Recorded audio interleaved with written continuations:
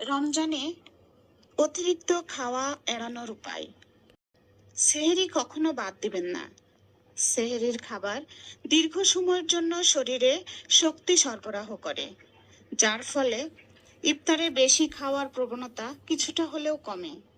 সেহরিতে মাংস, মসুর ডাল বা মটরশুঁটির মতো খাবারগুলি বেশি খান। এই খাবারগুলো আপনাকে সারাদিন শক্তি দেবে। সেহরিতে যখনই আপনি ফজরের আজান শুনতে পান, আপনি চান বেশি খাবার দিয়ে পাকস্থলী পূর্ণ করে ফেলতে, যাতে সহজে দুর্বল হয়ে না পড়েন।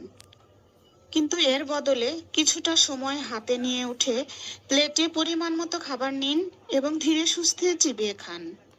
প্রত্যাশার চেয়েও অনেক কম খাবারে আপনার পাকস্থলী সন্তুষ্ট থাকবে।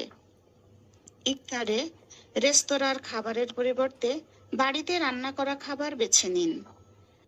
অতিরিক্ত খাওয়া রোধ করার সবচেয়ে ভালো উপায় হলো আগে থেকে ইফতারে কি কি খাবেন তা ঠিক করে রাখা। খেজুরের মতো হালকা কিছু দিয়ে ইফতার খাওয়া শুরু করুন। বেশি বেশি পানি খান। সংযম শুধু খাবারে নয়, সংযম থাকুক জীবন জুড়ে।